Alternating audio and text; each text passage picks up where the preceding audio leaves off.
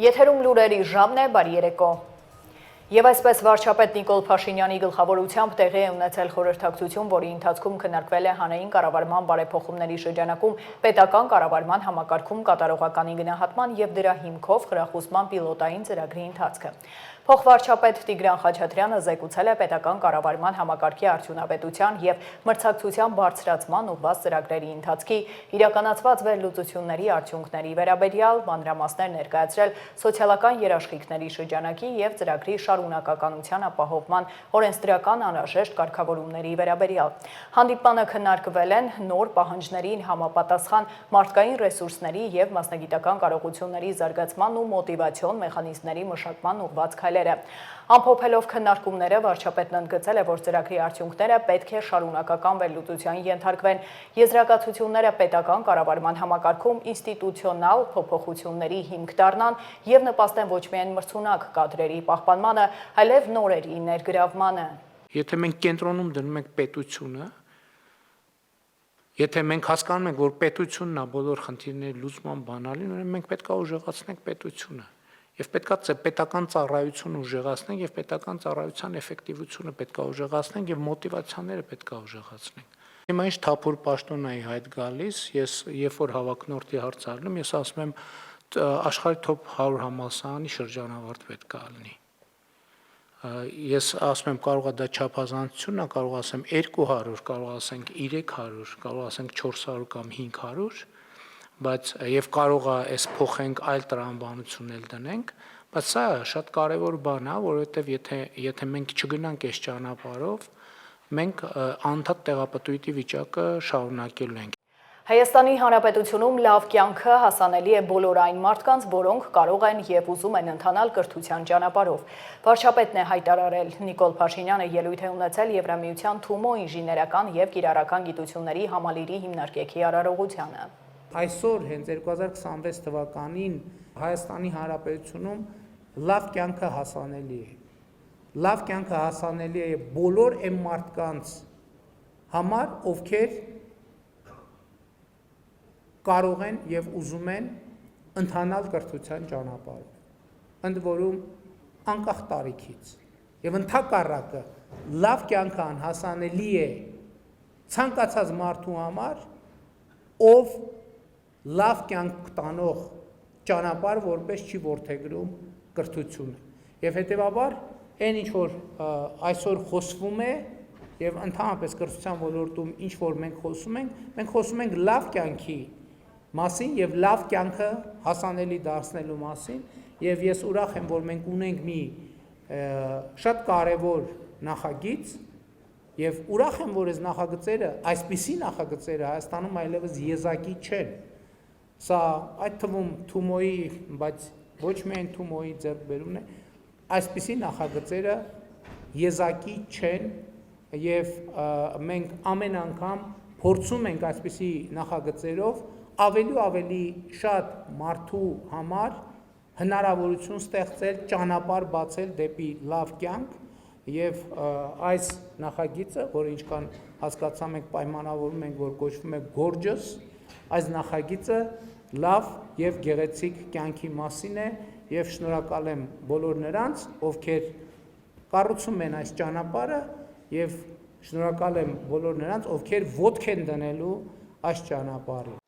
Ժնևում արտգործ նախարարը մասնակցել է զինաթափման համաժողովի բարձրաստիճան հատվածին։ Ելույթում Արարատ Միրզոյանն ասել է, որ 2026-ը վճռորոշ նշանակություն է ունենալու, քանի որ պետությունները կհամախմբվեն միջուկային զենքի չտարածման մասին պայմանագրի 11-րդ վերանայման համաժողովի շրջանակում։ Հայաստանը վերահաստատում է անսասան հանձնառությունը պայմանագրով ստանձնած պարտավորությունների կատարմանը եւ ընդգծում դրա 3 հիմնասյուների չտարածման, զինաթափման եւ միջուկային էներգիայի խաղաղ օգտագործման հավասարակշռված ու լիարժեք իրականացման անհրաժեշտությունը։ Նախարարն անդրադարձել է Վաշինգտոնում օգոստոսի 8-ի պայմանավորվածություններին, նշել, որ Հարավային Կովկասում բացվել է խաղաղության, բարգավաճման եւ տարածաշրջանային համագործակցության նոր էջ։ Այս պայմաններն իրական հնարավորություն են ընձեռում Հայաստանի եւ Ադրբեջանի միջև զարգացնելու կապակցվածությունը, առևտուրն ու վստահության ամրապնդման միջոցները, որոնք կարող են էական դեր ունենալ խաղաղության ամրապնդման, փոխվստահության խորացման եւ տարածաշրջանային համագործակցության կառավարության խթանման գործում, ասել է Միրզոյանը։ Հայաստանն առանձնահատուկ շեշտադրում է կատարում սովորական սպառազինությունների միջազգային փոխանցումների հարցում պետությունների պատասխանատվության վրա։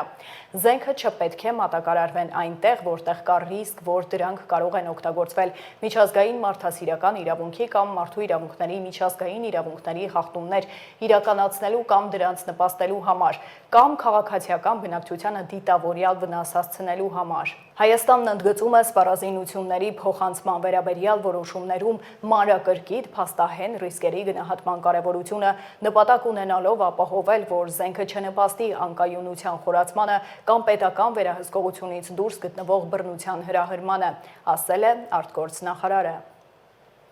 ՄԱԿ-ի մարդու իրավունքների խորհրդի նիստի շրջանակում արտգործնախարարը հանդիպել է ՄԱԿ-ի մարդու իրավունքների բարձր հանձնակատարի հետ։ Մտքեր են փոխանակել մարդու իրավունքների պաշտպանության ոլորտում առաջնահերթությունների, մարդու իրավունքների միջազգային համակարգի առջև ծառացած արդի մարտահրավերների եւ փոխգործակցության հիմնական ուղղությունների շուրջ։ Նախարար Միրզոյանը ներկայացրել է Հայաստանի եւ Ադրբեջանի խաղաղության հետագա ինստիտուցիոնալիզացման հարցում Հայաստանի մոտեցումները։ Անդրադարձ է կատարվել խաղաղության շարունակական ամրապնդմանը, վստահության մթնոլորտի խթանման ուղղված քայլերին, նաև հակամարտությունից տուժած բնակչության խնդիրների եւ հումանիտար բնույթի հարցերի հասցեագրմանը։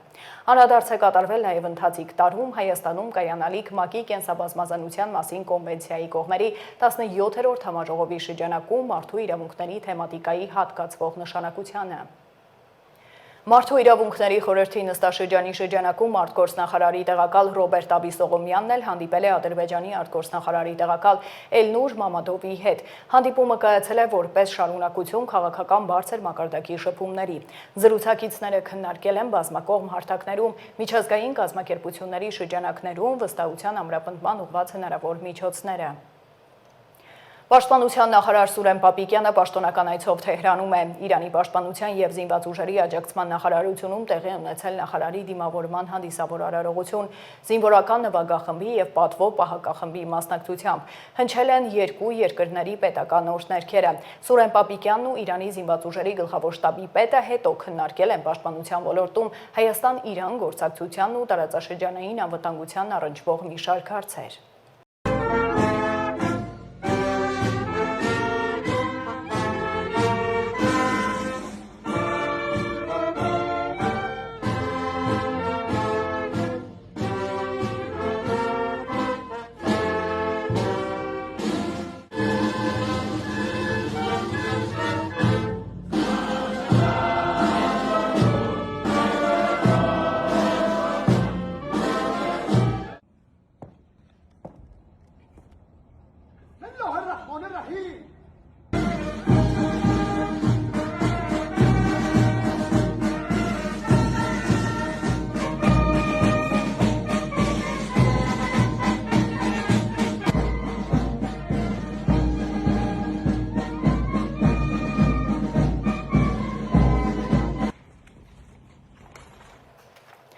Շարունակենք, կոռուպցիոն հոդվածի որևէ հատկանիշ չկա։ Հակակոռուպցիոն կոմիտեի նախագահ Արթուր Նահապետյանն էլ լրագրողների հետ զրույցում արձագանքել հարցին, թե 2021-ին բարձրաստիճան պաշտոնյաներին տրամադրված պարգևավճարների մասով կոռուպցիոն ռիսկեր տեսնում է եւ թե արդյոք խնդրահարույց չէ այն, որ բարձր պարգևավճար ստացել են միայն բարձրաստիճան պաշտոնյաները։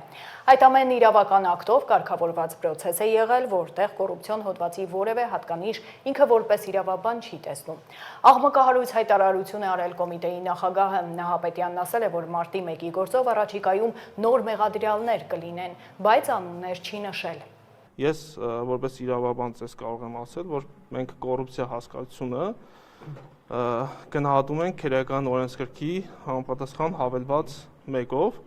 որտեղ նշված են կոռուպցիոն հանցագործությունների դեպքերը, հոդվածները։ Եվ ձեր նկարագրած իրավիճակում, երբ որ աշխատողին կառույցը պարգևավճար է տալիս, որևէ հոդվածի մեկնաբանման տիրույթում չի կարող դիտարկվել որպես կոռուպցիա քրեական օրենսգրքի։ Բայց խնդրահարույց է նման բարձր պարգևավճար բյուջեից դուրս գրել պաշտոնյաներին, այն դեպքում նաև խնդրահարույց է, որ միայն բարձրաստիճան պաշտոնյաներին է շատ բարձր լինում։ Օրինակ բաժինների, ավագ մասնագետների բավականին ցածր պարգևավճար։ Այստեղ է կոռուպցիա չկա, այսինքն ինչպես է բաժանվում այդ պարգևավճարները։ Ես բաժանման հետ կապված կարող եմ ասել, որ կա համապատասխան կարգ, կառավարության որոշմամբ սահմանված, ըստ կարգի, ըստ կատորողականի պարգևավճարները բաժանվել են։ Հետևաբար այդ ամենը կարգավորված, իրավական ակտով կարգավորված process է եղել, որտեղ որևէ կոռուպցիոն հոդվածի հատկանիշներ ես որպես իրավաբան չեմ տեսնում։ Ազգային ժողովի փոխոսնակ Ռուբեն Ռուբինյանն է անդրադարձել առաջիկա ընտրություններին, նշել, որ նպատակաուղղված են, որ ընտրություններից հետո ունենան սահմանադրական մեծամասնություն։ Նաև պատկերացնում են, որ Ռոբերտ Քոչարյանն ու երկու օլիգարխները եւ ընդհանրապես բոլոր օլիգարխները դուրս մղվեն քաղաքական դաշտից ու խորհրդարանից։ Լրագրողների հետ զրույցում Ռուբինյանը պարզաբանել է ում մասին է խոսքը։ Նա կարծում է 2026-ի հունիսի 7-ին Հայաստանի ժողովուրդը պետք է այրի բոլոր կամուրջները Ռոբերտ Քոչարյանի եւ ռուսաստանցի օլիգարխի հետ, մնացած օլիգարխների հետ, որպեսզի ազգային ժողովը նորմալ բանավեճերի տեղ դառնա։ Եվ որ ես ասում եմ թույլ չենք տալու, ես նկատի ունեմ մենք եւ ժողովուրդը մեր քվեով թույլ չենք տալու, որպեսզի Քոչարյանը երկու օլիգարխները հիմա դա եղել է, ինչը հիմա դուք ինձ մեղադրում եք, որ մարդիկ ընտրել են այս կամ այն կուսակցությունը։ Եվ շատ լավ, եւ մենք հարգում ենք մարդկանց ընտրությունը։ Բայց մենք չենք հարգում օլիգարխատը, առանձնապես չենք հարգում պարոն Քոչարյանի ներողություն իհարկե խնդրում եմ։ Չվիրավորվեք դրանից։ Մենք կարծում ենք, որ մենք նպատակաուղղված ենք, որպեսզի 26 թվականի ընտրություններից հետո ունենանք սահմանադրական մեծամասնություն։ Եվ նաև պատկերացնում ենք, որ Ռոբերտ Քոչարյանը եւ երկու օլիգարխները եւ ընդհանրապես բոլոր օլիգարխները պետք է մեր թիմում օլիգարխա պետք է բոլոր օլիգարխները դուրս մղվեն քաղաքական դաշտից եւ խորհրդարանից։ Դուք չլինեք իշխանություն, դուք ձեզ պատկերացնում եք ընդդիմադիր պատգամավոր։ Ինձ թվում է ձեր հարցը կներեք իհարկե, բայց տավտոլոգիա է։ Պարզը որ եթե մի ուժ իշխանություն չի, ուրեմն ընդդիմություն։ Գագիկ Ծառուկյանը գործարար է, որը ուզում է ազդեցություն ունենալ քաղաքականության վրա։ Կուսակցության ղեկավար է։ Սամվել Կարապետյանը ռուսաստանցի գործարար է, որը ստեղծել է կուսակցություն, դարձել է դրա ղեկավար եւ փորձում է ազդեցություն ունենալ Հայաստանի քաղաքական դաշտի վրա։ Դրանք եւ սա օլիգարխիկ դասական սահմանում է։ Հիմա մենք կարող ենք, չգիտեմ, լեզվաբանական բանավեճ ունենալ, բայց ես վստահ եմ, որ բոլորը հասկանում են ինչ է նշանակում օլիգարխ եւ բոլորը հասկանում են, որ օլիգարխները չպիտի եւ կամ լավ չի լինի, որ հասնեն իշխանության։ Մեր քաղաքացիները պիտի իմանան ինչ է կատարվում քաղաքական դաշտում, նրանք պիտի իմանան, որ մեր ընդդիմադիր գործընկերները որոշել են տարանջատվել միմյանցից կեղծ կերպով, հա, օրինակ մի ուժից մյուս ուժ մարդ են գործում, օրինակ, չգիտեմ, Վարդևանյան Արամը սկզբից Քոչարյանի ուժի падգամավորներ եւ Քոչարյանի փաստաբաններ, հիմա ռուսաստանցի օլիգարխի փաստաբանն է եւ նրա թիմի ներկայացուցիչ։ Թևանյան Անդրանիկը սկզբից Քոչարյանի թիմի падգամավոր էր, հիմա Ծառուկյանի մոտ է, այսինքն սրանք մի վարքյան արած սիրելի գործընկերներ, խնդրում եմ ես ձեզ, էլի, եկեք պայմանավորվենք։ Ես խոսում եմ, դուք չեք ընդհատում, դուք հարց եք տալիս, ես չեմ ընդհատում։ Ես իրոք հոգնել եմ, էլի, այս ամեն ինչից։ Անկեղծ ասած, այս ամենից ես հոգնել եմ։ Հա։ Բայց հայտնի է, որ դուք էլ վարկանիշ չեք բարձր։ Որտեղից է հայտնի։ Տարբեր հարցումներ Է որ հարցում է, այդ ոնց հանձին աչքով է երևում։ Չէ, դա երևում է։ Չի երևում։ Լրագրողները ներողություն, ահա, տվեք, լավ, հա։ Դուք այնքան բարձր վարկանիշ չունեք, որովհետեւ մեծամասնություն կա ունեք միայնակ։ Ո՞վ է դա ասում։ Ում հետ եք դուք համագործակցում։ Դե ձեր հարցը կներեք, բայց չեք այրում կամուրջները։ ձեր հարցը կներեք, բայց շատ տարօրինակ էր եւ ոչ պրոֆեսիոնալ, որովհետեւ ես հիշում եմ 2021 թվականի ընտրություններից առաջ էլ նույն լրագրողները գալիս ասում էին դուք վարկանիշ չունեք, ընտրություններում պարտվելու եք, արդյունքը բոլորը տեսակ, բայց մի վարքյան թողեք ավարտեն, էլ։ Հա, երկրորդն էլ ասացիք, ինչ ասացիք, չենք այրում կամուրջը, Քոչարյանի հետ կամուրջ չկա, Քոչարյանի հետ բոլոր հայ ժողովուրդը, ես կարծում եմ Հայաստանի ժողովուրդը Ես կարծում եմ 2026 թվականի հունիսի 7-ին պետք է Հայաստանի ժողովուրդը այրի բոլոր կամուրջները Քոչարյանի եւ ռուսաստանցի օլիգարխի հետ, մնացած օլիգարխների հետ, որպեսզի վերջապես ազգային ժողովը նորմալ քաղաքական բանավեճերի տեղ դառնա, ոչ թե որ գան դավաճան, այսինչ, այդ ամեն ինչը ավարտեն։ Կրոնական հուշարձանի օտարման դեպքում պետք է լինի կառավարության համաձայնությունը, առաջարկվում է փոփոխություններ կատարել պատմության և մշակույթի անշարժ հուշարձանների պատմական միջավայրի պահպանության և օգտագործման մասին օրենքում։ Նախագծի հեղինակ քաղաքացիական պայմանագիր խմբակցության պատգամավոր Թագուհի Ղազարյանը կրթության հանձնաժողովի նիստում հայտնել է, որ փոփոխության համաձայն կրոնական պատմամշակութային հուշարձանների օտարման կամ սեփականության իրավունքի փոփոխության պարագայում պետք է լինի կառավարության համաձայնությունը։ Ընդդիմադիր Լիլիթ Գալստյանն էլ ներկայացրել է դիրքորոշումը, առաջարկել, որ կրոնական կառույցներն առհասարակ օտարման ենթակա չլինեն։ Նաև հարցրել է, ինչու նախապես չեն խորհրդակցել եկեղեցու ներկայացուցիչների հետ, ապա բանավեճ է սկսվել։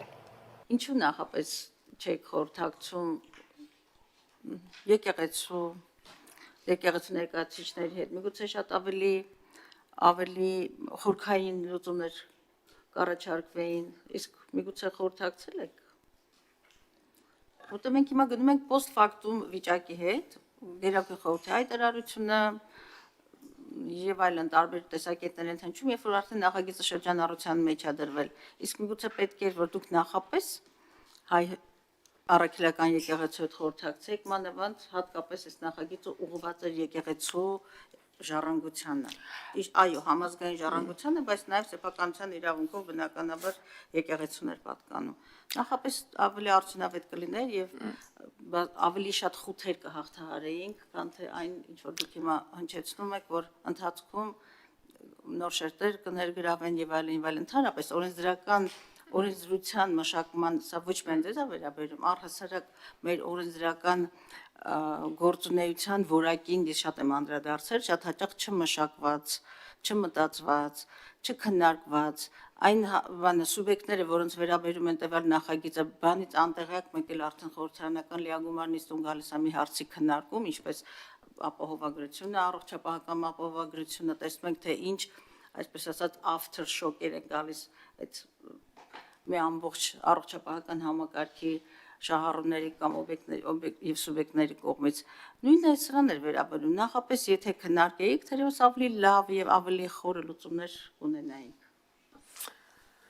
Շնորհակալություն Տիկին Գալստյան, շատ լավ եւ հետաքրքիր հարց է շահառուհա շահակիր համայնքի հետ նախապես քննարկելու մասին հարցը նախ ես չեմ կարծում որ ավելի խիստ լուծումներ կկարողանայինք ունենալ, որովհետեւ միևնույն է արդարադատության նախարարությունը համաձայն չի դրա հետ հիմա ես ավելի խիստ կարգավորումներ եմ առաջարկել 10 անգամ մեղմացրել ենք միջև հասել ենք այստեղ եւ ես գիտեմ էլի որ ավելի խիստ կարգավորումների պարզապես կառավարություն բացասական կտար եւ առաջ չէինք շարժվի երկրորդ բանը ձեր հարցի հետ կապված ուզում եմ ասել որ առիթներ եղել են նախորդիվ թանգարանների հուշարձանների հետ կապված հարցերում աշխատանքային քննարկումների ժամանակ մայրաթորի ներկայացուցիչի հետ տարբեր հարցեր քննարկել եւ այտենց ընդհանուր ըմբռնում է եղել որ դաշտը կարգավորված չի եւ պետք է կարգավորել միգուցե դուք ճիշտ եք երբ որ մոտավորապես սա ոնց որ առաջի անգամ այս հարցին մոտեցել ենք մի տարի առաջ եւ ճիշտ կլիներ երբ որ գաղափարից արդեն անցանք աշխատանքային փուլի քննարկման կանչենք հենց կոնկրետ պատասխանատուին բոլոր կրոնական կազմակերպություններից, որոնք տիրապետում են հուշարձանների հետ կապված հարցերին եւ քննարկենք իրենց հետ, բայց քանի որ ձեր հարցը կոնկրետ մայրաթորն է վերաբերում, մի քիչ անհարմար պահեր էլի այդ ժամանակ այնտեղ մայրաթորում զբաղված էին ինձ եւ իմ գործընկերների համախոհներին նզովելով եւ տենց անիծյալ եւ անգերեզման մաղթանքներ հղելով ու ոնց որ սերնդեսերունդ աստանդական եւ անհայրենիք մնալու Տիկին Գալստյան համերաշխության մասին էի խոսում միջև այդ տարօրինակ հարցը տվեցիք որովհետեւ այդ դուք չգիտեք ինչ է անհնար հիմա խոսել իրանց հետ Ինչ խոսայի ասեի կներեք որ ասում եք անգերեզման մնամ ինչ նկատի ունեք հա սրբազան հա կամ 7 սերունդ բան անիծյալ լինեմ բանի ինչ նկատի ունեք որ կողմից 7 սերունդը ասենք հայրական կողմից 7 սերունդը թե հայրական սերունդը հիմա ուզում հասկամ Տիկին Գալստյան ինչի մասին եք վիճում էլի ասեմ նախագիծ ենք վերել որ եկեղեցին ասում է կողմ ենք մի բան էլ ավելի խստացրեք հիմա դեռ ենք վիճում ենք թե ինչու բան հետին թվով բան չենք վիճել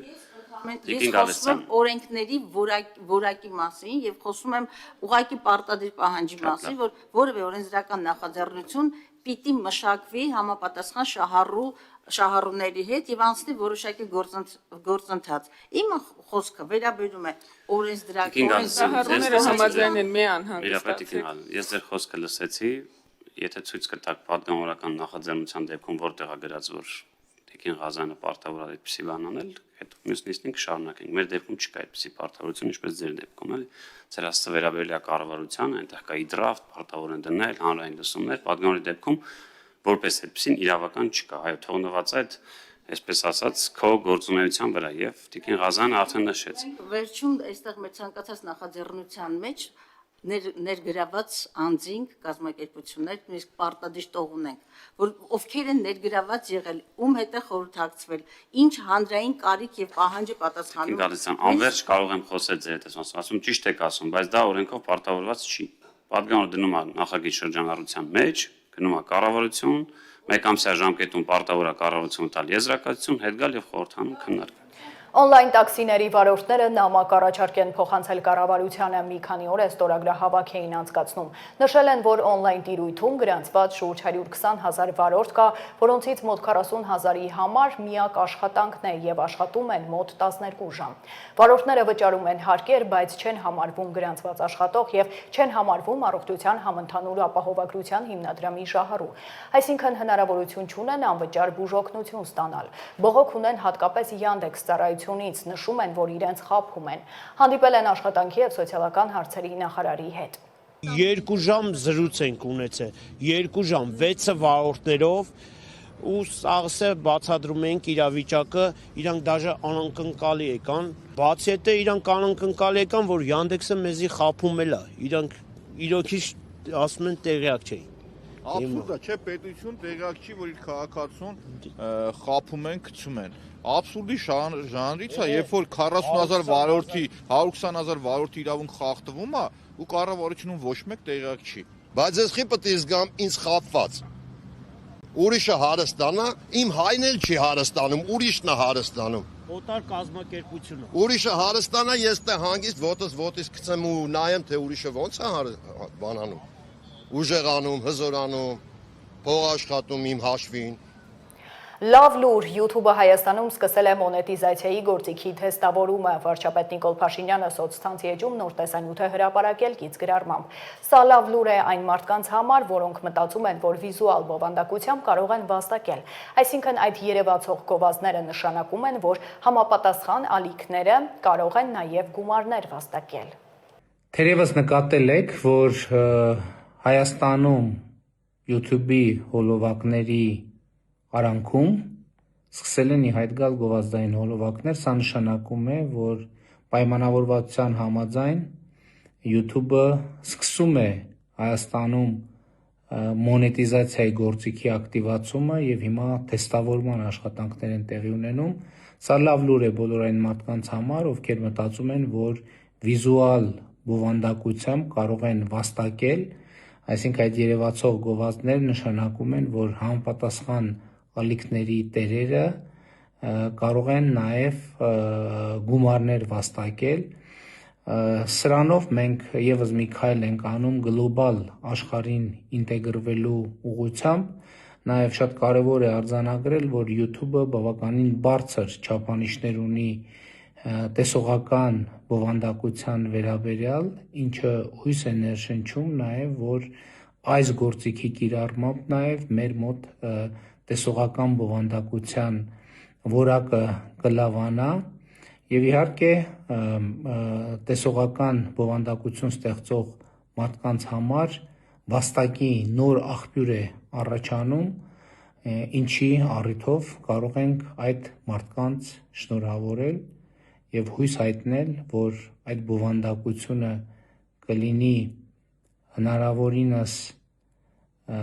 գիտելիքահենք եւ գեղագիտահենք եւ իհարկե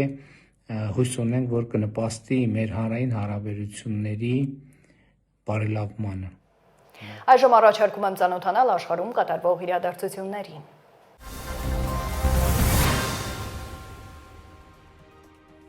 ԱՄՆ նախագահ Դոնալդ Թրամփը հայտարարել է, որ լրատվամիջոցները միտումնավոր կերպով ճիշտ չեն գրում Իրանի հետ հնարավոր պատերազմի մասին եւ որ ինքը կնախընտրեր համաձայնագիր կնքել։ Այս մասին նա գրել է Truth Social հարթակում։ Նրա խոսքով ԶԼՄ-ների պնդումները, թե ԱՄՆ շտաբների պետերի միացյալ կոմիտեի նախագահ գեներալ Դենիել Քեյնը չի աջակցում Իրանի դեմ արշավ սկսելուն, նույնպես սխալ են։ Նա հավելել է, որ Քեյնը դեմ չի արտահայտվել ռազմական գործողություններին, ինչպես նաեւ չի խոսել սահմանափակ հարվածների մասին, եւ եթե իրեն հրամայեն, ապա կգլխավորի գործողությունը։ Լրատվական հարթակները հղումանելով տարբեր աղբյուրների հաղորդել էին, որ Քեյնը նախազգուշացրել է Թրամփին եւ բարձրաստիճան պաշտոնյաներին, որ Իրանի դեմ ռազմական արշավը կարող է պարունակել զգալի ռիսկեր, մասնավորապես ձգձգվող հակամարտության մեջ ներքաշվելու հավանականություն։ Դրա հետ մեկտեղ ԱՄՆ վարչակազմը շարունակում է քննարկել Իրանի վերաբերյալ տարբերակները եւ դրանցից յուրաքանչյուրի հետևանքները։ Իրանի Իսլամական Հանրապետության արտաքին գործերի նախարար Աբբաս Արաղչին հեռախոսազրույց է ունեցել Արաբական Միացյալ Էմիրությունների արտաքին գործերի նախարար Շեյխ Աբդալլահ բին Զայեդ Ալ Նահյանի հետ, քննարկելով տարածաշրջանային եւ միջազգային զարգացումները։ Հեռախոսազրույցի ընթացքում Իրանի արտաքին գործերի նախարարը էմիրատցի գործընկերոջը տեղեկացրել է Իրան-ԱՄՆ միջուկային բանակցությունների ընթացքի մասին։ Երկու կողմերն ընդգծել են տարածաշրջանային երկրների միջև խորհրդակցությունները շարունակելու կարևորությունը, ընդհանուր շահերը պաշտպանելու եւ տարածաշրջանային կայունությունն ու անվտանգությունը պահպանելու համար։ Մեծ Բրիտանիայի իշխանությունները հայտարարել են Ուկրաինային օգնության հերթական փաթեթը հատկացնելու մասին։ Օգնության փաթեթը ներառում է լրացուցիչ 20 միլիոն ֆունտ ստերլինգ, շուրջ 27 միլիոն դոլար, էներգացանցերի վերականգնման եւ լրացուցիչ արտադրական հզորությունների ապահովման համար։ Բացի այդ, 7.7 միլիոն դոլար է հատկացվում ռազմաճակատի մոտ գտնվող համայնքների հումանիտար աջակցության համար։ Նոր Զելանդիան եւս հայտնել է, որ Ուկրաինային կտրամադրի 8 միլիոն դոլարի նոր օգնություն, ինչպես նաև լրացուցիչ պատժամիջոցներ կսահմանի Ռուսաստանի դեմ։ Այս մասին հայտարարել է Նոր Զելանդիայի արտաքին գործերի նախարար Ուինսթոն Փիթերսը։ Դանիայի կառավարությունը եւս հայտնել է Ուկրաինային հատկացվող օգնության մասին։ Արտաքին գործերի նախարարությունը հայտնել է, որ Ուկրաինային կհատկացնի 30 միլիոն դոլարի լրացուցիչ մարդասիրական օգնություն։ Ամերիկացի զինվորականները հարված են հասցրել հերթական նավին, որը ըստ ԱՄՆ հետախուզության տեղափոխում էր Կարիբյան ծովում թմրանյութեր։ Այս մասին հաղորդել է ԱՄՆ զինված ուժերի հարավային հրամանատարությունը։ Փետրվարի 23-ին հարավային նիզակ օպերատիվ խումբը մահացու հարված է հասցրել ահաբեկչական կազմակերպության կողմից շահագործվող նավին։ Հետախուզության տվյալների համաձայն այն զբաղվում էր թմրամաքսանենգության գործողություններով։ Այս մասին ասվում է X-ում հրամանատարության հաղորդագրությունում։ Նշվում է նաև, որ գործողության ընթացքում սպանվել է 3 տղամարդ թմրահաբեկիչ։ Ամերիկացի զինծառայողներից ոչ ոք չի տուժել։ 2025 թվականի սեպտեմբերից ի վեր ԱՄՆ-ն Կարիբյան ծովում եւ Խաղաղ օվկիանոսի արևելյան մասում 40-ից ավելի հարված է հասցրել նավերի, որոնք ամերիկյան հետախուզության պնդմամբ տեղափոխում էին թմրանյութեր։ Հարվածների հետևանքով ընդհանուր առմամբ սպանվել է 140 մարդ։ Իրանի բանակին պատկանող ուղղաթիռը այսօր Սպահանի նահանգում ընկել է մրգի շուկայի վրա, որի հետևանքով զոհվել են ուղղաթիռի 2 օդաչուն եւ 2 վաճառական։ Ըստ տեղական լրատվամիջոցների ուղղաթիռն ընկել է Դորչե քաղաքում, ինչի հետևանքով հրդեհ է բռնկվել, որը մարվել է արտակարգ իրավիճակների ծառայությունների կողմից։ Պետական հեռուստատեսությունն ուղղաթիռի բեկորները եւ ծխի կադրերը ցուցադրել է, հայտնելով, որ ռազմական ուղղաթիռը կատարում էր ուսումնական թռիչք։ ԱՄՆ արևելյան ափին ուժգին ձնաբքի պատճառով ԱՄՆ-ի ներքին դեպի ԱՄՆ կամ ԱՄՆ-ից մեկնող 5706 չվերթ է չեղարկվել։ Տարածաշրջանում ձյան կշարունակվեն։ Կանխատեսվում է, որ դեպի ԱՄՆ կամ ԱՄՆ-ից եւս շուրջ 2000 չվերթ կչեղարկվի։ Ազգային օդերևութաբանական ծառայությունը հայտնել է, որ Ռոդ Այլենդի եւ Մասաչուսեթսի որոշ շրջաններում ձյան քանակը կազմել է գրեթե 94 սանտիմետր։ Արևելյան ափին ավելի քան 600,000 տուն եւ բիզնես ենթարկվել են էլեկտրաէներգիայի անջատումների, որոնցից ամենաշատը տուժել են Նյու Ջերսին եւ Մասաչուսեթսը։ Ռոդ Այլենդում ԱՄՆ ամենափոքր նահանգում ամենաշատ ձյունն է տեղացել։ Տեղական լրատվամիջոցների տվյալներով սա դարձել է նահանգում երբևէ արձանագրված ամենաուժեղ ձնաբուքը։ Բալի կղզու իշխանությունները հայտարարել են եղանակային վտանգի կարմիր բարձրագույն մակարդակ, չդադարող խորդառատ անձրևների պատճառով, որոնք հանգեցրել են ջրհեղեղների եւ սողանքների։ Ուժեղ եւ տեղ-տեղ ծայրահեղ տեղումները կպահպանվեն առնվազն մինչև փետրվարի 26-ը։ Տեղի բնակիչներին եւ զբոսաշրջիկներին կոչ է արվել ցուցաբերել զգուշություն, խուսափել հեղեղված հատվածներից եւ հետեւել պաշտոնական օդերևութաբանական տեղեկագրերին։ Արմինե Գևորգյան, Update լրատվական։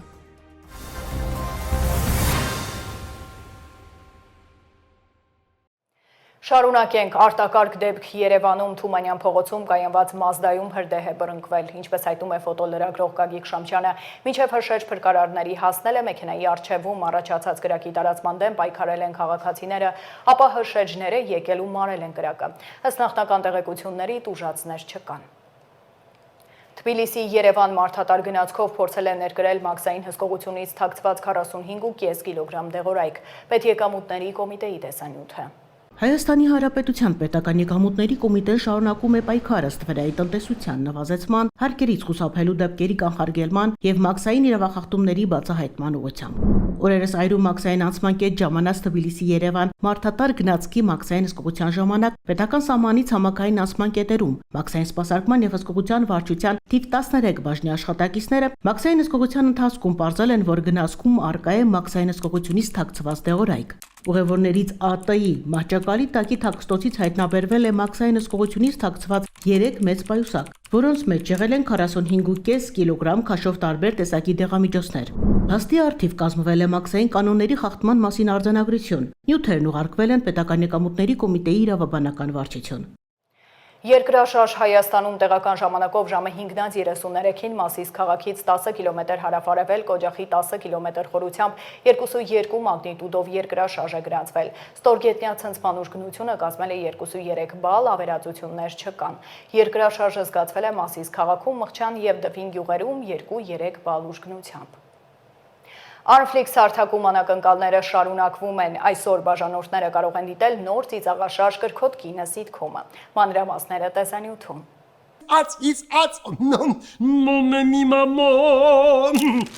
Պրեմիերա Armflix կինոհարթակում։ Փետրվարի 24-ից բաժանորդները կարող են դիտել կրքոտ կինը 19 մասից բաղկացած անչափ հետաքրքիր ու ծիծաղաշարժ սիթքոմը։ Գլխավոր պրոդյուսերը Ռոբերտ Օղլաղչյանն է, ռեժիսոր եւ օպերատոր Վահե Մարգարյան, գծային պրոդյուսեր Լիդա Արաքելյան, սցենարիստ Նարեկ Ավագյան, հնչյունային ռեժիսոր Տիրան Հայրապետյան, ադմինիստրատոր Երանուհի Վարդերեսյան, լուսային օպերատոր Միքայել Միքայելյան, դիմահարդար Ալի Սաթախանյան։ Դերասաններն են Սերգեյ Դանիելյանը, Արթուր Հակոբյանը, Աշոտ Єդիգարյանը, Աշոտ Ղազարյանը, Լաուրա Թորոսյանը, Իվետա Єդիգարյանը, Ալբերտ Դիլոյանը, Հայկ Սարատիկյանը։ Այսպիսի աստղաբույր, որ հավաքվել է այստեղ,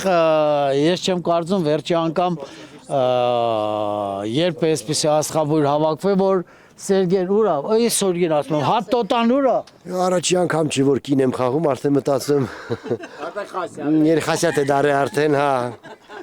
Հա, ու կարծում եմ սրանից հետո միշտ կին եմ խաղալու։ Ամուսնուն կորցրած կրքոտ կինը Քիմը տեղափոխվում է Լոս Անջելես գտնելու երջանկությունը։ Նա հավատացած է, որ չնայած իր տարիքին դեռ չի կորցրել գեղեցկությունը։ Հումորային պատմություն ունեցող կնոջ զավեշտալի արկածներին մասնակից են դառնում նաև Green Card շահած որդին ու հարսը, հարևանն ու փաստաբանը, սիրած տղամարդն ու այլ հերոսներ։ Նրան մշտապես ուղեկցում են բուրըն հումորային լեցուն դրվագներն ու կատակերգական հերոսները։ Կոզիկ իշոր պայն այաղջի, կարսունած տղամարդ է իչեր եմ է դորի ես։ Է դուք լուրջ եք ասում, այսքան ինքը ձեր համար մեծ է։ Զարաջան, տեիմոր հեսոր խոդիկ ցեմ, տեիմոր հավեզը սալեմ ես ու թոշակի գնալու վաղն է արդեն, ես շեմ կրկար երրստող եմ 10 տարի մեկ մարդ փոխեմ։ Այսինքն քեսլ։ Չի դեմեն կանեմ վանդը չէ, պաս մե պանեմ չէ էլի, պես երգորդ սորտ է էլի։ Ուրեմն ուշադիր նայում եք իր աչքերի մեջ, հետո ժպտում եք, փորձում եք իրան ձեզնով անեք։ Ու եթե ինքն էլ ձեզ ժպտա։ Եթե ինչ խտե եթե, ուրեմն ես ժպտամ ինքը ես իմ բրդի խիարը կրապադե չպատասխանեմ ժպիտին, հա։ Ճիշտ կսես, այդ հարցը ես մենակ կլուծեմ։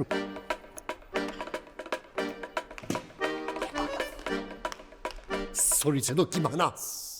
թե ինչ աղկեղներ կնոջ ժպիտը անպանացան կթողնես։ Գեգե դու կանորմալ եք, Էս ինչ եք անում, փորից մաչեք, թողի։ Լավ, Սահեջ, այդ գմպոցը հետ ինչ գմպոց է ձեր տնից լսեցի, հա։ Այդ գմպոցը ժամը առաջ է նորից լսեի, հա։ Հա, ես իմացա պիստոլետի կրակոց էր, դրա համար նոր եմ եք։ Հա, Տեյմուր տակը փոխեցին, իշտը ժամը մանցավ, էլի դե։ Քիմիկ։ Հենց էլի, արմուստեղից սիրուր ռան կաշե։ Մինչև չիմանամ ինչ գմպոց էր չեմ էտա։ Լուրջ բան չէ,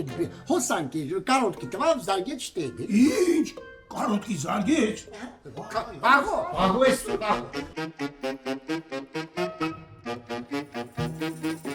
Դեմդ նայ գլուխը չուդեսիա։ Եթե պետք է մեռնեմ, այս կյանքում վերջինը թող դու լինես, որ ես տեսնում եմ։ Տերյալի փառատեներն եք ես։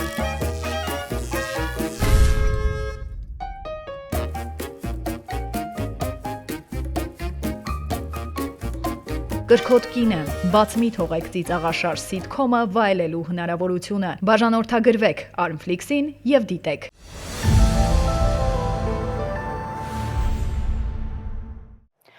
Եվ հանրապետության տարածքում սպասվում են տեղումներ նախալեռնային և հովտային շրջաններում անձրևի, լեռնային շրջաններում ձյան և ձնախառան անձրևի տեսքով։ Օդի ջերմաստիճանը փետրվարի 26-ից աստիճանաբար կնվազի 8-ից 10-ին։